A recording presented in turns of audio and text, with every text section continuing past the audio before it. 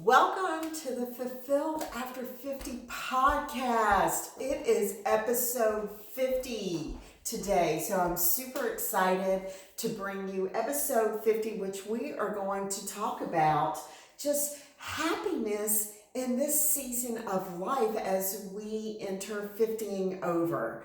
Because if you are not in our Facebook group, Fulfilled After 50 and you're a woman, come on over, guys. We talk about so many amazing things in this season of life. But sometimes, we find ourselves a little lost, right? In this season, our kids are gone. We forget really who we were before we had kids, right? Because we are so caught up in raising our family and just really being sacrificial lambs for them that we put sometimes our dreams on hold. And then after they're gone, we're like, well, what were those, right?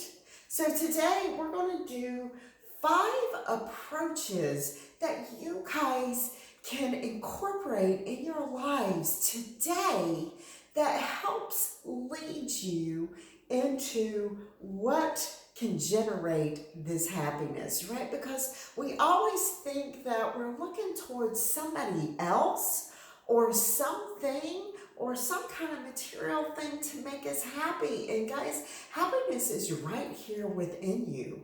Everything already lives right within ourselves. And sometimes it's a struggle to figure out, how do we bring that forth? How do we bring that out, right? So if you are looking for like maybe your spouse or a friend or some kind of material thing like a new car, a new house to generate happiness, and then you get it and you figure out you're still in the same place, it's because external things will not bring that happiness to you. It all happens within us. So how can we get there? Well, one of the first ways is finding your passion. You say, well, how do I do that? Well, you write down like 3 to 5 things that you want to pursue like after your kids have left. So what maybe is one of those things? So I was speaking to somebody this week and they had the misfortune of their house burning down, and it's taken them 3 years to rebuild their house. And the first thing she said to me was, I wish I had journaled that whole process. And I'm thinking, yes, what an amazing book that would be. But you still have the chance to do that. You got time. We are never guaranteed tomorrow, guys. So seize today, right? You have today is the here and now is the only moment that we have. And then I was talking to a guy a couple weeks ago, and he's in his 50s, and he decided, he was going to leave his career that he was in, and he went on to pursue a nursing career because it has been just impressed on his heart that he is to go into the hospitals and to pursue this nursing career that has always been on his heart. But while, you're raising kids and everything, you put that on the back burner, you go ahead and you stay in that steady career that you've been in. But now is time to focus on you. So he's pursuing his nursing career. He's actually almost done. He's 55 and he's going into nursing. How amazing is that, guys? It's never too late. So find out what are 3 to 5 colleagues that you have just sort of suppressed, but write them down. As you write it down, you figure out what are those passions that you have.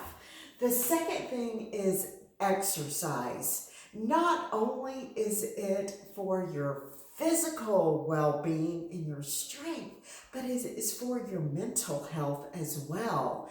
It's when we exercise, endorphins are released, which create that happiness feeling. And it makes us just mentally clear. It like clears out that brain fog that sometimes we feel like we're under sometimes in this season of life, right? Especially as women, as we're going through a menopause period and we feel like we have that menopause brain, sort of like what they say, that pregnancy brain that comes back. So when we exercise, it keeps us physically and mentally strong.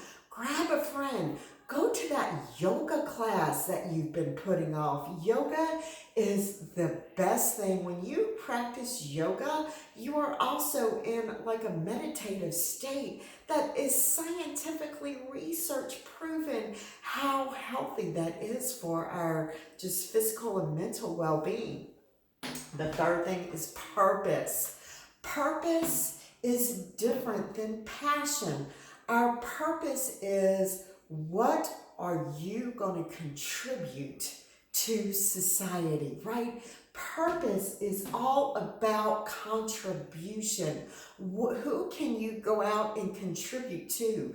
Maybe it's going on actually a mission trip you never thought, like you've thought about it, but you had never taken action to do it. Maybe it's time for you to do that. Maybe it's time to go out in some shelters and just contribute there. Maybe it's time for you to go out and be a mentor to something that you know that you have in you, that you can go mentor somebody else to be better than they have been. So what can you go out and contribute? That is your purpose.